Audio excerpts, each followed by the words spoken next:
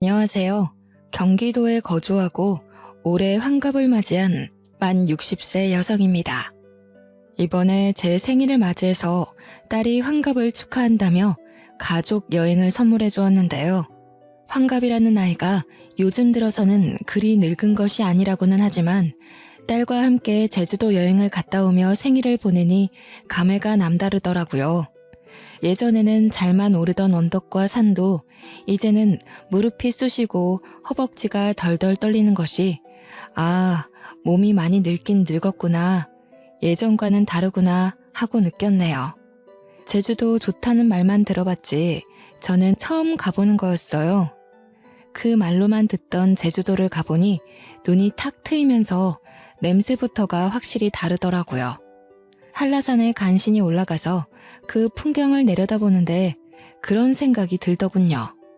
제가 열심히 살아온 것들이 쫙 펼쳐지면서 자연 앞에서 한없이 겸허해지는 기분이 들었네요. 앞으로는 어떻게 살아가야 할지 마음을 다시 한번 다잡게 되었습니다.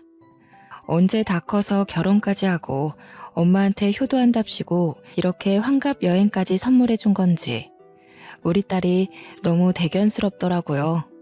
사실 딸은 유독 작고 약하게 태어났어요. 몸에 큰 이상은 없었지만 면역력이 약해 아기 때부터 고열에 자주 시달리기도 하고 그때 당시 유행하는 병이란 병은 다 걸려서 제 속을 많이 썩였답니다. 그런 아이가 건강하게 잘 커서 엄마 호강 좀 시켜보겠다고 이리저리 애를 쓰는데 어떻게 기특하지 않을 수 있겠나요? 아이를 키운 부모 입장이라면 다 이해할 거라 생각해요. 사실 우리 딸을 임신했었을 당시에 큰 사고가 있었습니다. 그래서 딸이 유독 약하게 태어난 것에 제 탓이 있지 않을까 하는 생각이 들고는 했죠.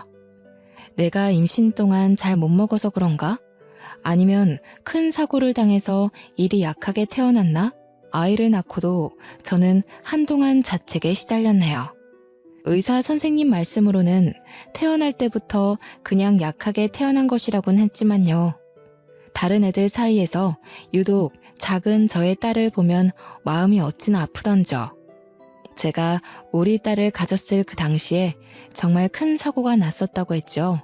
그때 저는 제가 임신했다는 사실을 알고 있었어요. 그래서 애아빠와 혼인신고를 하러 가기 전에 제 가족들과 다 같이 병원에 가는 길이었고요. 저는 제가 앞으로 행복만 할 줄 알았는데 하늘도 참 무심하시지. 갑자기 사고가 날 줄은 꿈에도 몰랐네요. 꽤 큰 교통사고였고 나중에 들어보니 음주운전이라고 하더라고요. 저는 아이를 품은 채로 부모님과 애아빠 모두를 잃고야 말았습니다. 일어나 보니 병원이더군요. 제가 깨어났을 당시에 저희 부모님도 애아빠도 모두 다 사망한 상태라서 충격이 컸죠. 너무 많이 힘들었고 받아들이기 힘든 현실이라서 그때의 자세한 기억은 나질 않아요. 이제야 덤덤하게 말할 수 있는 그런 사정으로 딸을 혼자서 낳고 키우게 되었는데 제가 얼마나 힘들었을지 예상 가시나요? 하루아침에 모든 행복이 다 사라진 듯한 기분이었네요.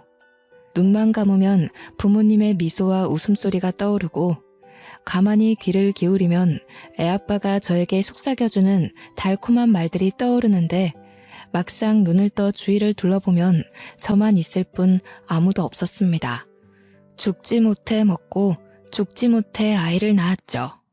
그렇게 태어난 아이는 당연히 또래보다 약하게 태어났네요. 어려서부터 아이가 잘 아프니까 아이도 고생하고 저도 고생을 많이 할 수밖에 없었어요. 안 그래도 저는 배움이 길지도 않았고 가진 기술도 딱히 없었는데요. 자식까지 자주 아픈 미혼모를 취급해주는 직장은 눈 비비고 찾아봐도 없더라고요. 그래서 저는 식당 허드렛일을 겨우 전전하며 간신히 입에 풀칠만 했습니다.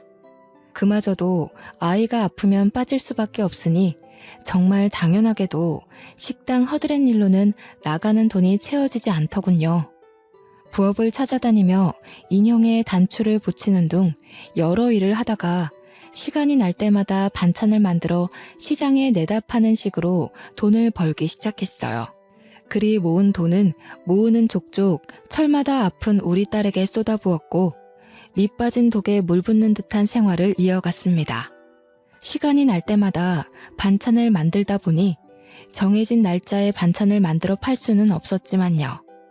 그래도 그런 생활이 몇 년이 흐르니 저에게도 단골이라는 손님이 생기더라고요. 그중 제일은 한 할머니셨는데 저에게서 반찬을 사가실 때마다 저를 그리 구박하고는 했어요. 도대체 장사를 언제 하는지 말을 해달라며 왜 장사의 기본조차 잘 안 지키냐고 툴툴대던 할머니셨죠. 내가 원래 잘 돌아다니지 않는데 이 반찬 때문에 시장을 매일 둘러봐. 매일 둘러본다고. 도대체 언제 나와서 반찬 갖다 파는 거야? 나에게만 귀띔 좀 해줘. 도대체 반찬 가게는 또 언제 낼 계획이고? 에휴, 좀만 맛없었어도 진작에 안 왔어. 장사에 기본도 안 되어 있는데 맘만 좋아가지고는. 문 열면 꼭 말해줘야 해. 알았지, 세댁?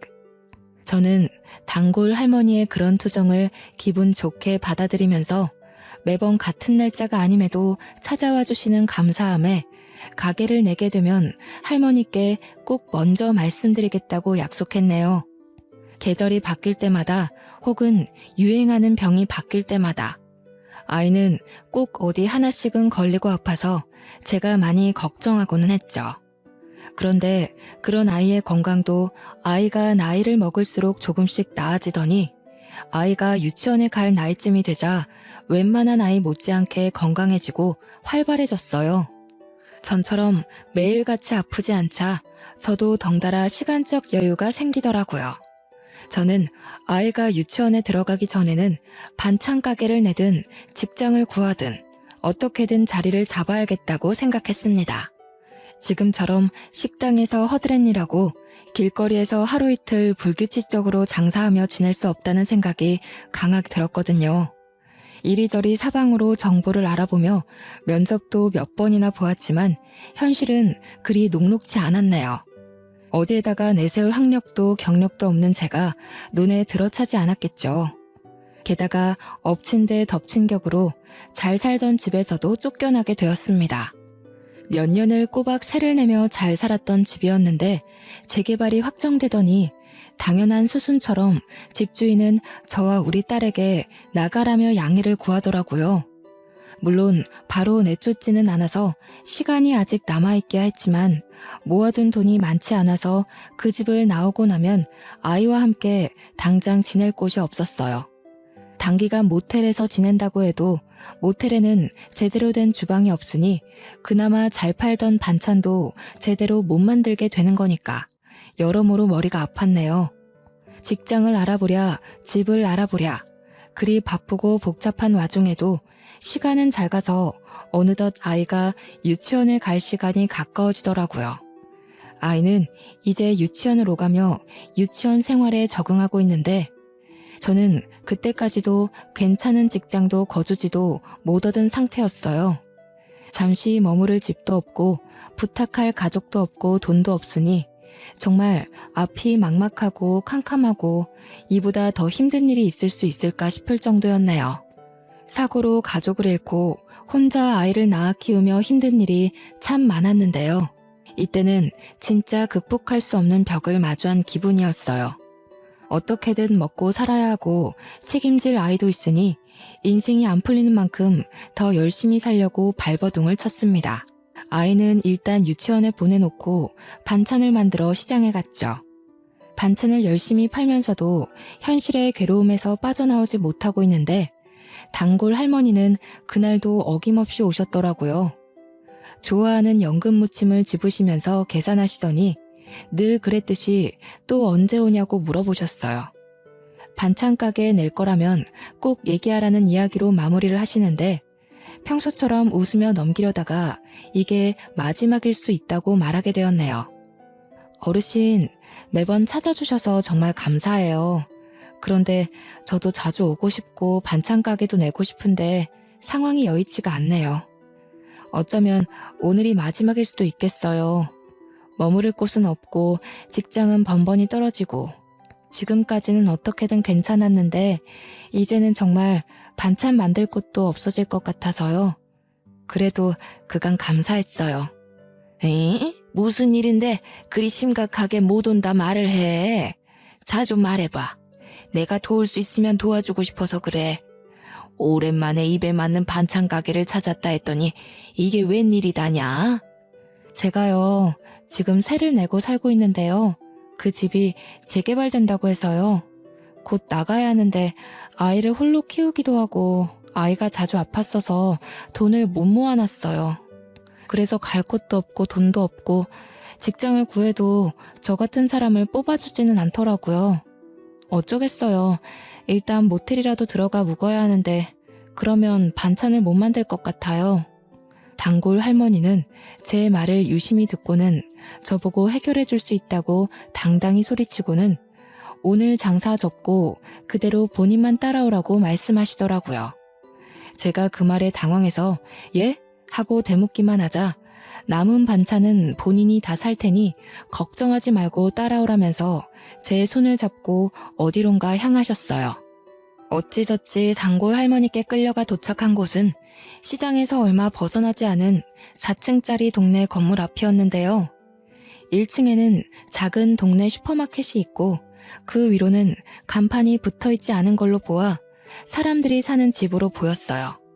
단골 할머니는 그 건물을 가리키며 당당하게 말씀하시더라고요. 내가 여기 건물 주인인데 이 슈퍼마켓도 운영 중이었거든. 이젠 몸이 늙어서 슈퍼마켓을 정리할까 생각 중이었는데 마침 잘 됐다. 새댁이 여기 들어와서 반찬 가게를 내. 슈퍼 한쪽에 방이 따로 또 있어서 살 수도 있고 유치원이랑도 가깝고 나름 괜찮을 거야. 월세는 따로 안 받는 대신 반찬으로 주어. 알고 보니 단골 할머니는 건물을 몇 채나 보유하고 있던 부자 할머니셨어요.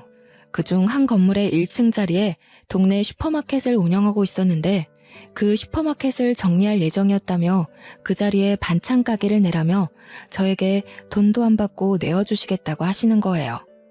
대신 본인이 좋아하는 반찬을 알려주시면서 맛있게 만들어달라고 하시는데 너무나 감사했어요.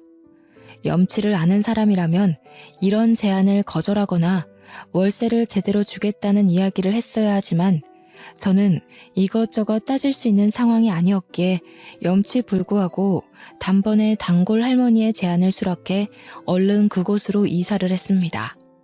슈퍼마켓이었던 1층을 반찬 가게로 바꾸는 과정은 생각보다 많은 게 필요했어요. 모든 걸 새로 바꿔야 했고 설치해야 할 부분도 많았죠. 인테리어는 그렇다 치고 기본적인 틀부터 새로 해야 했기에 만만치 않은 돈이 필요하더라고요. 제가 모아둔 돈을 거의 다 쏟아붓고도 모자라 단골 할머니께서 도와주신 후에야 반찬 가게로의 탈바꿈이 가능했었네요. 심지어 단골 할머니는 슈퍼 안쪽에 있던 방을 개조해 저와 제 딸이 같이 살 수 있는 공간으로 만들어주셨어요.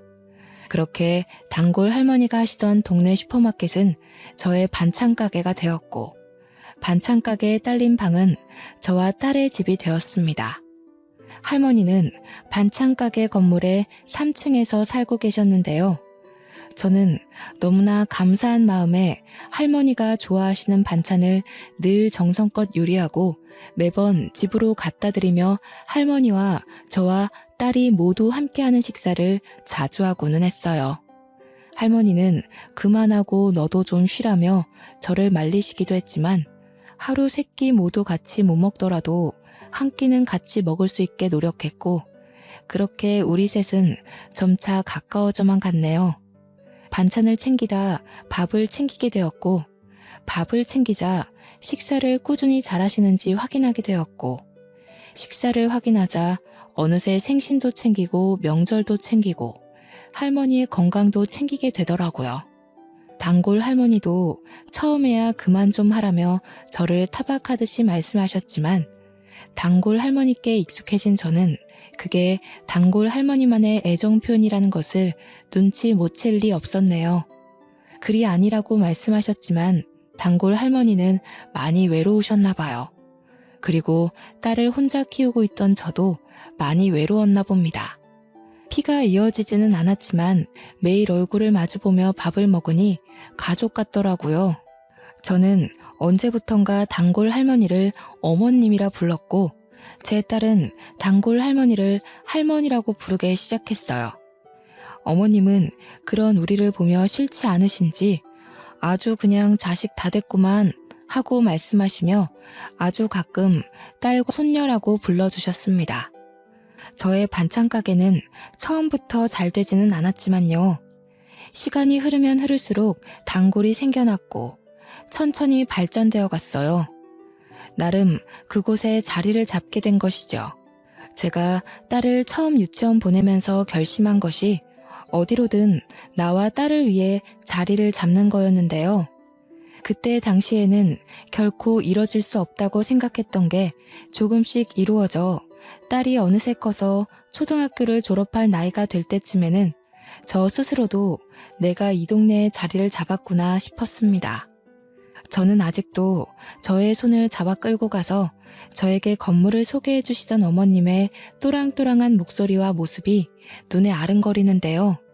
그리 정정하시던 어머님은 어느새 많이 늙어 잘 걷지도 못하시고 기침을 자주 하시더라고요. 저는 그런 어머님을 최대한 정성스럽게 보살피고 있었죠. 요즘 따라 어머님이 늙으신 티가 더 나는 것 같아 건강에 좋다는 것은 모두 해서 먹였어요. 다행히 어머님도 제가 만든 요리들이라면 편식 없이 잘 드시곤 했네요. 그날도 똑같았어요. 그날도 늦은 저녁까지 가게 문을 열고서는 저는 어머님께 바로 갖다 드릴 생각으로 보양식과 기침에 좋은 생강차를 만들고 있었어요. 재료 선택부터 손질, 조리 등등 하나부터 열까지 오로지 저의 정성이 다 들어간 요리라서 제가 반찬 가게에서 파는 반찬들보다 더 정성을 쏟게 되더라고요. 땀을 뻘뻘 흘려가면서 만들다 보니 어느새 마감 시간은 훌쩍 지났고 너무 늦어지는 것 같기도 하고 이제 생강차도 마무리만 하면 돼서 가게 문을 닫으려 밖으로 나갈 때였네요. 간판 불을 끄고 주변을 정리하고 있으니 깡마르고 어린 학생으로 보이는 어떤 여자가 저에게 말을 걸더군요. 저기요, 혹시 이 반찬 가게 오늘 영업 끝났나요? 오늘 꼭 사고 싶은 반찬이 있는데 괜찮으시다면 잠시 열어주실 수는 없으신가요? 그 여자분이 저에게 굉장히 미안해 보이는 모습으로 손끝을 매만지며 말을 하는데 어쩔 수가 없더라고요. 그리고 그 여자분은 며칠 전부터 마감 바로 전에 오셔서 반찬을 구매하시던 손님이라 제가 기억하고 있던 손님이었어요. 마침 떨이 반찬도 몇 개 남아 있었고 생강차도 완벽히 마무리된 상태는 아니라 제가 생강차를 다 마무리할 때까지 둘러보시라고 하고 저는 생강차에 신경을 기울였네요. 만든 생강차를 유리병에 옮겨 담고 설거지까지 마치자 여자가 조심스레 계산을 요청하더군요. 계산을 해주려는데 여자분이 굉장히 머쓱한 얼굴로 떨이 반찬 하나만 내미는 거 아니겠나요? 대수롭지 않게 계산을 해주고 포장을 해주려는데 며칠간 봐왔던 여자의 모습이 순간 머릿속을 스치더라고요. 그러고 보니 늘 그랬어요. 떨이 반찬은 만든 당일에 안 팔려서 폐기 전에 파는 반찬이라 웬만하면 평소보다 더 저렴하게 팔거든요. 거의 재료값만 받으면서 파는 정도인데 이 여자분은 그마저도 고민하다 하나만 사가고는 했었죠. 그게 딱 생각이 나면서 괜히 마음이 쓰이던데요. 결국 나머지 떨이 반찬도 다 가져가라 하고 같이 포장해 주었네요. 여자는 저에게 너무나 감사해하며 고개를 연신 숙였고 여태까지 그랬듯이 다음 날에도 그 다음 날에도 저의 반찬 가게를 마감 시간 전에 들리며 떨이 반찬을 하나씩 사갔습니다. 그때마다 저는 떨이 반찬을 몇 개 더 얹어주거나 가끔은 미리 하나 빼놓은 고기 반찬을 얹어주기도 했네요. 왜 그랬는지는 저도 잘 모르겠어요. 그냥 예전에 입에 풀칠만 하던 제가 생각이 나더라고요. 그렇게 몇 달이 흐르고 이런 상황들이 서로에게 익숙해진 날이었어요. 그날도 저는 두부조림 반찬을 미리 하나 빼놓고 있었죠. 여자가 와서 떨이 반찬 하나를 구매하자 매번 그랬듯 습관처럼 떨이 반찬과 두부조림 반찬을 같이 포장해서 건네주는데요. 평소처럼 감사하다고 말하며 고개를 숙이던 여자가 그 상태로 멈춰 있는 거예요. 오늘 많이 힘드셨나 봐요, 손님. 어디 불편하신 곳 있으세요? 괜찮으세요? 제가 뭐 도와드릴 게 있을까요? 제가 당황해서 괜찮으세요? 하며 말을 거니까 여자는 욱욱거리면서 울음 참는 듯한 소리를 내더니 갑자기 막 우는 거 아니겠어요? 눈물이 어찌나 샘솟던지 휴지를 갖다 줘도 끝나지 않더라고요. 이런 상황은 또 처음이라서 어찌할 줄을 모르고 있으니 여자가 저에게 죄송하다면서 하는 말이 이번이 마지막 방문일 수도 있다는 거예요. 갑자기 눈물이 나서요. 죄송해요. 그런데 제가요, 오늘이 마지막일 수도 있어요. 제가 일하던 곳이 순댓국집이었는데 재개발로 없어진다고 하더라고요. 일할 곳이 없어졌는데 제가 오늘이 마지막 근무였어가지고 그래서 그간 너무 감사했는데 눈물이 갑자기 저도 모르게 나가지고요. 그동안 너무 감사했어요. 경황 없이 줄줄 흘러나오는 여자의 말을 잠자코 듣고 있었는데 어린 사람인데도 사정이 참 딱하더라고요. 여자는 고등학교를 졸업하자마자 애를 낳으면서 부모와 연을 끊었다고 해요. 애아빠는 본인이 책임지겠다더니 혼인신고하기로 한 전날 도망갔다고 하고요. 그래서 주변의 도움 없이 현재 3살짜리 아기를 혼자 키우는 중인데 일할 곳 찾기가 너무 힘들었다고 하더라고요. 다행히 좋은 순댓국집 사장님을 만나서 여태 순댓국집에서 일해왔는데 재개발로 순댓국집 건물이 없어지게 되었다고 그러네요. 순댓국집 사장님은 나이도 꽤 있으셔서 이 김에 고향으로 내려가기로 했다고 하고 여자는 일할 곳을 잃게 되어 여기저기 알아봤으나 일을 구하지는 못했다고 그러고요. 오늘이 마지막 근무였다고 하면서 앞으로 이쪽으로 올 일이 거의 없을 것 같다며 오는데요. 어찌나 저의 모습 같던지요. 저도 같은 미혼모였기 때문에 알거든요. 일 구하기 힘들고 하는 일마저 힘든 일이었다는 걸요. 한번 막히면 그 앞을 다시 찾아서 나아가기가 얼마나 힘든지도요. 식당 허드렛 일마저도 내가 아쉬워서 다니다가 피치 못한 사정 때문에 쫓겨나는 듯한 기분을 저도 매우 잘 알죠. 비슷한 경험을 겪어봤기에 동질감을 느낄 수밖에 없더라고요. 물론 저는 사고로 가족을 잃었고 여자는 아이를 가지면서 가족들과 애아빠와 안 좋은 이별을 맞이하게 된 거라 저와는 다른 부분이 있기야 하지만요. 그럼에도 저의 예전 모습과 많이 비슷하다는 생각과 더불어 제 과거 모습이 떠오르는 건 어쩔 수 없었네요. 그리고 어머님이 저에게 베풀어 주신 은혜가 생각이 나더라고요. 저도 딸 하나 저 혼자서 키우고 있어요. 그래서 기분 나쁘게 듣지 마시고요. 제안 하나만 해볼까 하는데요. 혹시 제 가게에서 일할 생각 있나요? 아기 데려와서 돌보며 일해도 괜찮고 근무 시간은 저와 똑같아요. 저는 반쯤은 충동적으로 여자에게 제안을 하나 하게 되었어요. 우리 가게에서 일해보지 않겠냐는 제안이었는데 마침 직원 1명 필요하기는 했거든요.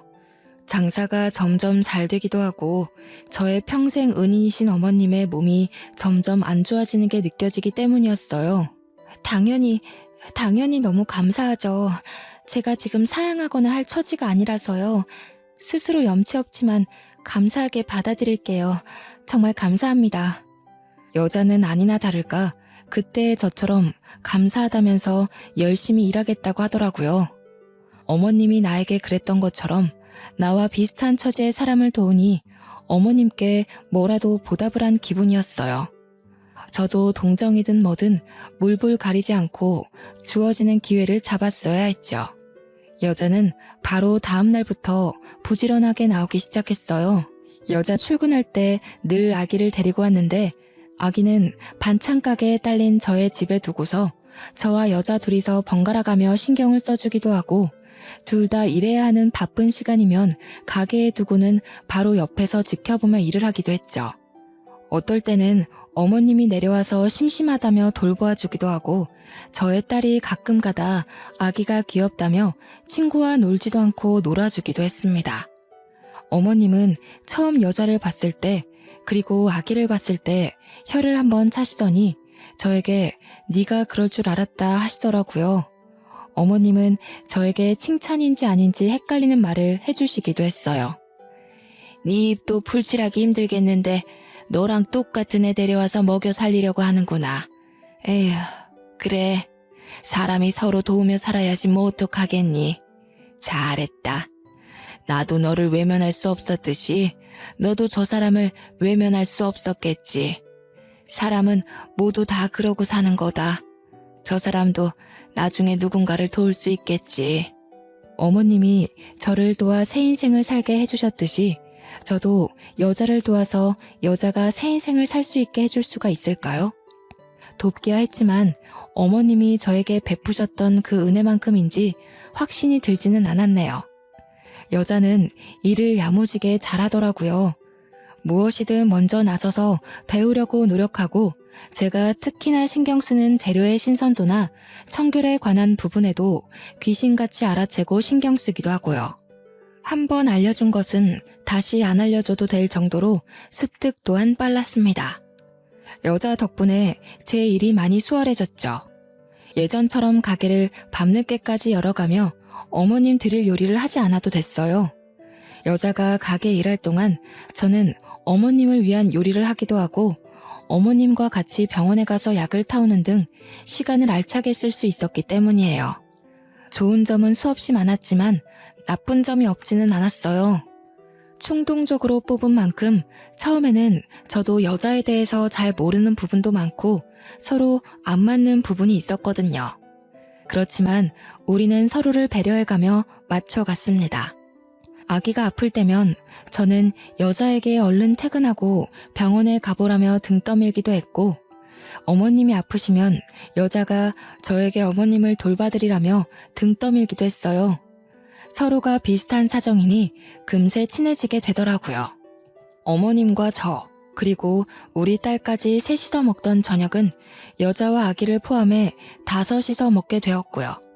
처음엔 어색해하던 어머님도 싹싹한 여자의 태도에 적응을 빠르게 하셨어요. 저 혼자 요리하고 설거지하던 것도 여자와 둘이서 나눠서 하니 착착 진행되고 얼마나 수월하게 끝나던져. 여자에게 도움을 주려고 같이 일하자고 한 행동이 되려 저에게 도움이 되는 듯 했네요. 피가 이어진 가족은 아니지만 끈끈한 인연이 닿았다는 생각이 들었어요. 마치 어머님과 저 그리고 여자는 엄마와 자매 같다는 또한 잠시나마 했습니다. 어머님도 북적북적한 분위기가 싫지 않아 보였어요. 오히려 어린 아기까지 있으니 힘이 더 넘치시는 듯 보이기도 하셨네요. 그런 상황에서 여자가 저를 잘 따라줘서 얼마나 고맙던지요. 그렇게 1년이 지났을까요?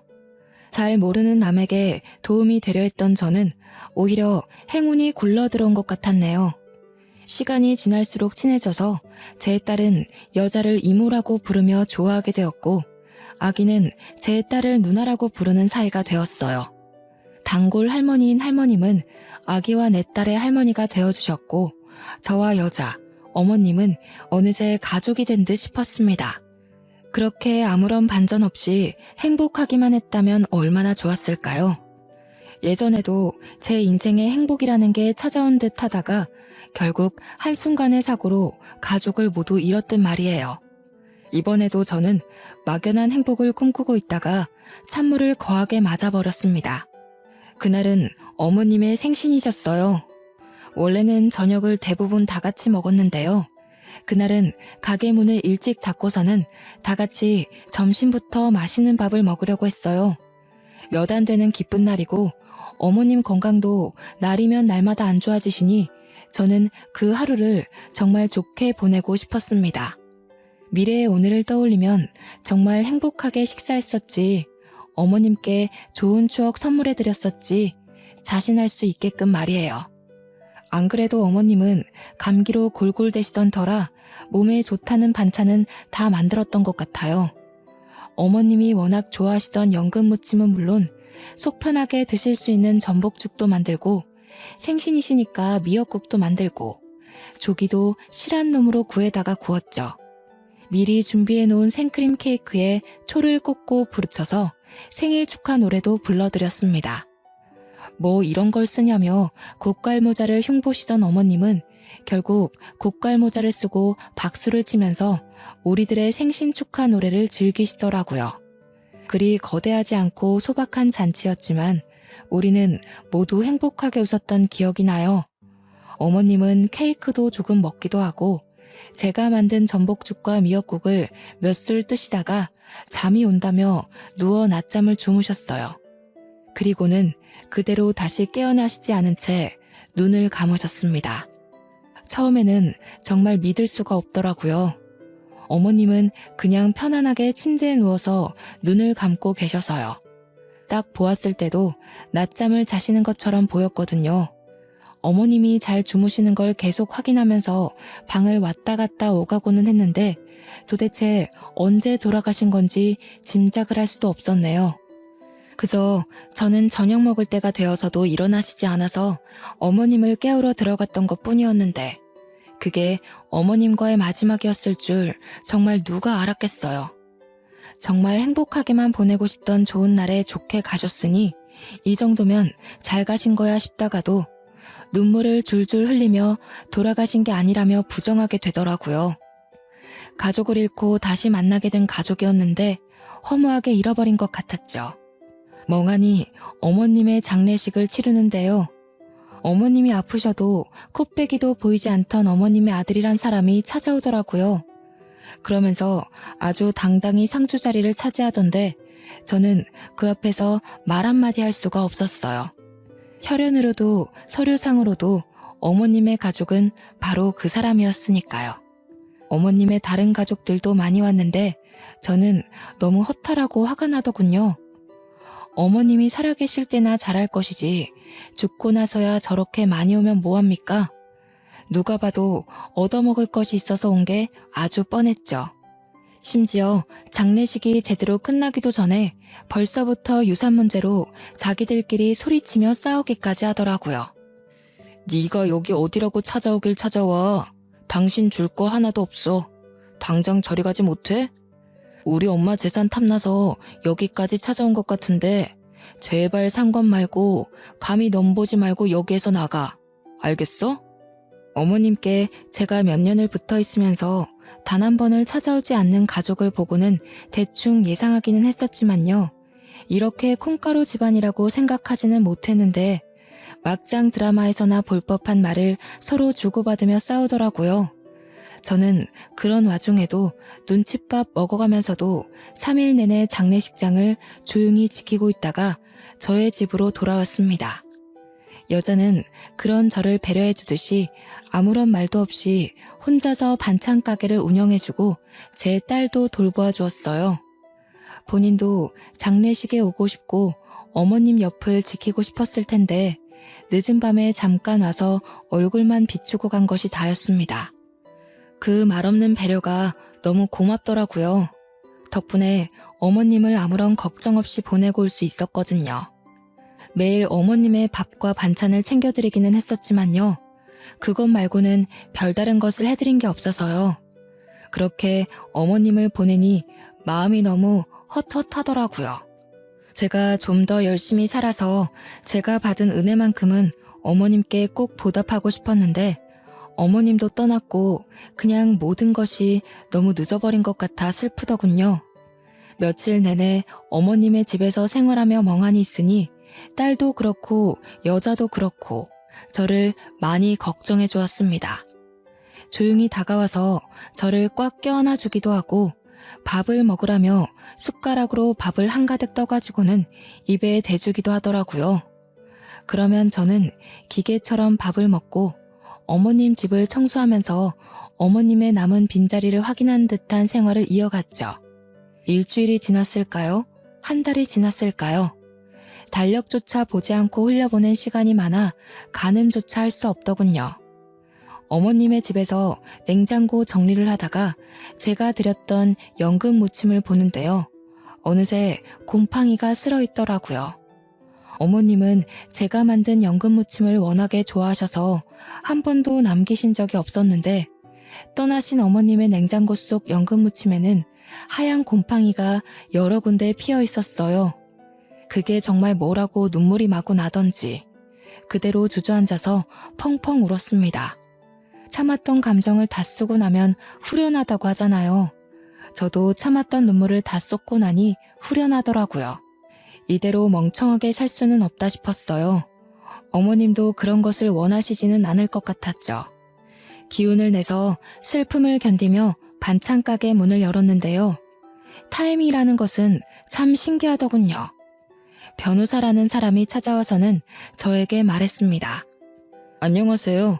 혹시 땡땡 반찬 가게를 운영 중이신 김미영 씨 맞으십니까? 권미자 씨 관련해 잠시 드릴 말씀이 있는데 시간 괜찮으신가요? 어머님 이름까지 거론이 되는데 자리를 어찌 피할 수가 있겠나요? 당연히 시간 괜찮다면서 가게에 딸린 저의 집에 들어가 잠시 이야기를 나눴죠. 그 변호사님이 어려운 법률 용어를 써가면서 말씀하시다가 제가 잘 못 알아들으니까 굉장히 쉽게 풀어서 설명해 주시더라고요. 그러니까 어머님은 사망하시기 전에 유서를 작성하셨다고 해요. 어머님은 본인이 아프실 때마다 아프다고 자식들에게 연락을 하시고는 했는데요.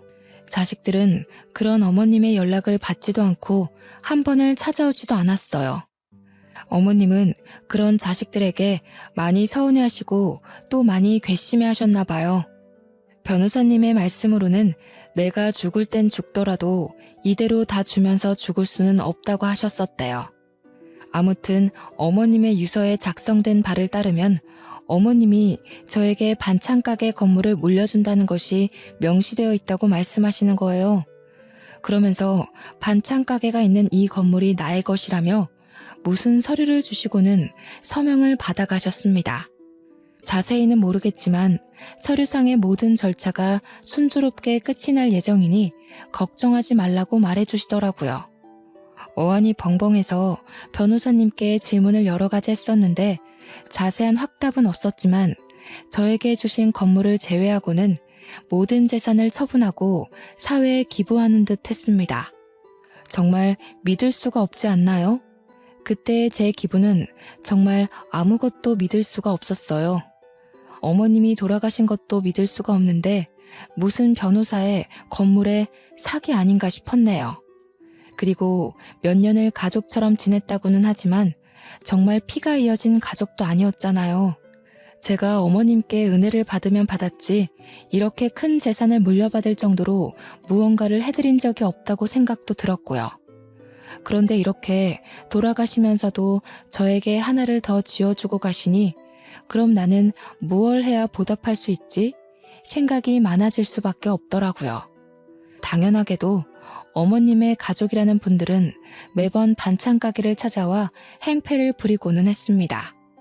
다 늙은 노인네 어떻게 꼬셔서 재산을 가로챘냐느니 어쩐지 장례식에 3일 내내 붙어있더니 이런 속셈이 있었냐느니 험한 말을 여럿 뱉어내더라고요. 저는 변호사님이 주고 가신 명함 전화번호로 연락을 취하며 장례식에서 못 뱉던 말을 그제야 한마디 당당히 내뱉을 수 있었네요. 너네들이 자식이긴 자식이야? 어머님이 아프시다고 전화를 걸어도 받지도 않고 무시만 하더니 돌아가시고 나서야 찾아와서는 재산 내놓으라고 큰 소리만 치고 정말 너네가 어머님 자식 맞아? 난 어머님과 피는 이어지지 않았지만 그래도 내가 입은 은혜만큼은 갚으려고 애를 쓰며 살았어. 이건 어머님의 결정이야. 누구도 뭐라 못해. 어머님의 자식들에게 말을 내뱉으면서도 마음이 좋지는 않더라고요. 그래도 유서에 남긴 어머님의 뜻을 지키려고 했습니다. 어머님은요, 늘 말씀은 인색하게 하셨지만 마음이 참 따뜻하고 여린 분이셨어요. 저에게 반찬 가게 자리를 물려주셨던 어머님은 제 아이를 친손주 마냥 예뻐해 주시면서 간식 하나든 장난감 하나든 뭐 하나라도 더 쥐어주시려고 하셨죠. 돌아가시면서도 저의 반찬 가게 자리를 지켜주며 떠나신 어머님은요. 누군가는 그저 재산을 물려준 것이라며 말할 수도 있겠지만 저에게는 돈을 떠나서 돈으로 환산할 수도 없는 것을 물려주신 분이에요. 제가 괜히 은인이라며 은혜를 입었다며 했겠나요? 가족을 잃고 집 자리를 잃고 제 인생의 방향마저 잃을 뻔했을 때 오갈 곳 없던 저의 인생을 고든 길로 걸어나갈 수 있게 인도해 주셨어요. 건물을 물려받으면서 그리고 저의 반찬 가게에 어머님 아들과 딸들이 찾아오면서 저의 은인이자 저의 어머님이 눈을 감으셨다는 사실을 받아들일 수밖에 없었네요. 저는 그저 저를 위해 이 반찬 가게 건물을 저에게 물려주신 거라는 생각은 안 하기로 했어요. 늘 말씀보다는 행동이 먼저이셨던 어머님이셨기에 이번에도 그런 것이라 생각하기로 했고 이 재산 말고는 사회에 기부하셨다고 했으니 그것에 더 뜻이 있다고 여겼거든요. 변호사님이 제 반찬 가게에서 떠나실 때 저는 어린아이처럼 엉엉 울었는데요.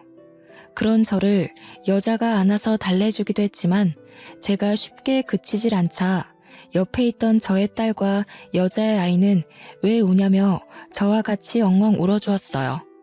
그렇게 펑펑 눈물을 쏟아내면서 저는 다짐한 게 하나 있습니다. 바로 어머님께 부끄럼 없이 살 거라는 다짐이에요. 맛있게 드셔주시던 단골 할머니이자 저의 어머님은 이제 세상에 없지만 저는 더 열심히 반찬을 만들기 시작했어요. 다행히 열심히 하면 할수록 감사하게도 손님들의 반응이 좋더라고요. 일에 매달리면서 어머님에 대한 그리움을 덜어내려고 애를 썼네요. 그렇게 저는 여자와 함께 가게를 운영하면서요. 반찬 가짓수를 늘리는 데에 만족하지 않고 때로는 반찬을 따로 더 만들어 도움이 필요한 분들께 나누어 드리기도 하고 시간을 내어 오갈 곳 없는 분들에게 아침 식사를 무료로 제공하기도 하며 뜻깊은 일들을 하려고 했습니다. 아무것도 모르는 남들에게 베푸는 게 말이야 쉽지 정말 쉽지 않더라고요. 동네에서는 아무것도 받지 않고 나눠주려고 하는 저를 이상하게 쳐다보기도 하고 때로는 왜 본인은 공짜로 안 주냐며 뭐라 하시는 손님분들도 계셨어요. 그때마다 어떻게 대처해야 할지 몰라 헤매던 저는 그런 상황에 익숙해져 갔고 이제는 그런 상황을 능숙하게 다룰 수 있게 되었네요. 현재의 여자는요, 우리 반찬 가게 2호점을 내서 어엿한 가게 주인이 되었고요. 아직도 저에게 감사하다는 말을 하고 있어요. 이제는 워낙 친하기도 하고 그 정도는 아니라고 생각해서 부담스럽기도 했는데 생각해보니 저에게 어머님 같은 존재가 있듯이 여자도 저를 그리 생각하는 것 아닐까 싶더라고요. 어머님 같은 사람이 되는 게 저의 인생 목표가 되었기에 여자의 감사 표현 또한 감사하게 생각하기로 했죠. 그 어렸던 여자의 아기는 어느새 대학생이 되어 종강만을 기다리고 있어요. 시간이 진짜 빠르게 지나갔죠. 아기는 저를 이모라고 부르는데요. 가족과 같은, 아니 가족이라고 부르는 게 당연한 사이가 되어 잘 지내고 있습니다. 우리 딸은 몇 년 전 의사를 만나서 작년에 결혼식을 올렸어요. 둘이서 어찌나 알콩달콩 깨붙고 사는지 자연스레 마음이 놓이더라고요. 그리고 저는 아직도 그 자리 그대로 반찬 가게를 운영하면서 어머님을 위한 반찬을 만들고 있답니다. 그러고 보니 이제 곧 어머님의 제삿날이 다가오고 있네요. 올해도 정말 맛있는 식사를 대접해 드릴 생각에 기분이 설레이고는 합니다. 저는 앞으로도 여자와 잘 지내면서 여자뿐 아니라 도움이 필요한 다른 사람들에게도 어머님 같은 존재가 되어 살고 싶어요. 그게 바로 저에게 반찬 가게 건물까지 내어주신 어머님의 마음이라 생각하거든요. 저에게 베풀어 주신 은혜를 잊지 않고 잘 간직한 채 저 또한 베푸는 것이 이번에 제주도에 여행 가서 또 한 번 다짐한 마음이랍니다. 제가 이렇게 말하면 제 딸은 또 저런다며 싫어하고는 해요. 아무래도 제가 늙어가니 저의 몸을 걱정해주는 거겠죠. 언제까지 할머니 타령할 거냐며 이제 엄마 인생을 챙기라고 잔소리를 하고는 하는데요. 그 또한 쉽지 않네요. 이제는 습관이 되었나 봐요. 물론 저도 나이가 들어가면서 일만 하던 나날들은 당연히 조금씩 떠나보내야겠죠. 그렇지만 저의 몸이 허락하는 한 반찬을 만들고 밥을 지으며 살고 싶어요. 밥은 못 차려주더라도 따뜻한 반찬 한 가지쯤은 거뜬히 내어줄 수 있는 그런 사람으로 남고 싶네요. 제 이야기 꽤 길었던 것 같은데 재미있으셨나요? 여러분들은 어떤 사람으로 남고 싶으신가요? 서로를 도우며 살아가는 따뜻한 사회를 꿈꾸며 저는 이만 글을 마치겠습니다. 제 사연 들어주셔서 감사하고 우리 꼭 같이 행복해져요. 감사합니다.